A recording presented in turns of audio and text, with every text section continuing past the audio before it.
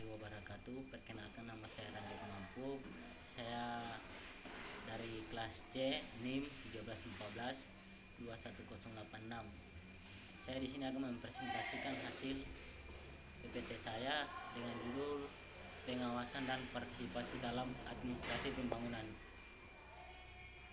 Pengertian pengawasan. Pengawasan adalah proses pengamatan pelaksanaan seluruh kegiatan organisasi untuk menjamin agar semua pekerjaan yang sedang dilaksanakan berjalan sesuai dengan rencana yang telah ditentukan.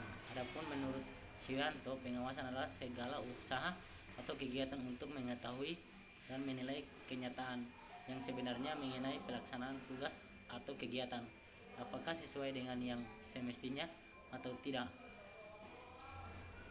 Tujuan pengawasan.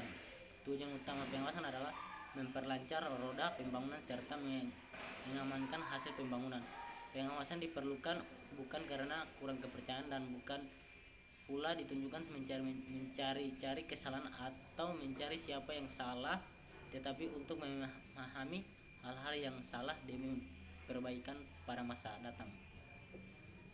Partisipasi masyarakat dalam pembangunan. Partisipasi sebenarnya berasal dari bahasa Inggris, yaitu dari kata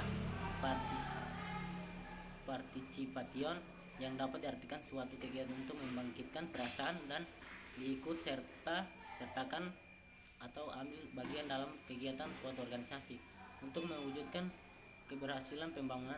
Inisiatif dan kreativitas dari anggota masyarakat yang lahir dari kesadaran dan tanggung jawab sebagai manusia yang hidup bermasyarakat dan diharapkan tumbuh berkembang sebagai suatu partisipasi. Pengawasan dan partisipasi publik. Pengawasan merupakan proses kegiatan monitoring untuk meyakinkan bahwa semua kegiatan organisasi terlaksanakan seperti yang direncanakan dan kegiatan untuk mengoreksi dan memperbaiki jika ditemukan adanya penyimpangan yang akan mengganggu pencapaian tujuan.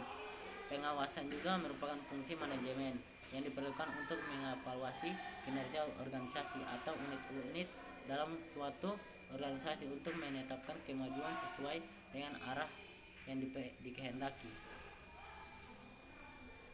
Peran kelompok kepentingan dalam masyarakat. Kelompok kepentingan adalah kelompok yang mempengaruhi pemerintah dalam mengeluarkan kebijakan dengan memberikan masukan-masukan berupa saran dan kritik yang berkualitas berdasarkan kepentingan dan keinginan rakyat tanpa mengharapkan untuk mendapatkan suatu jabatan.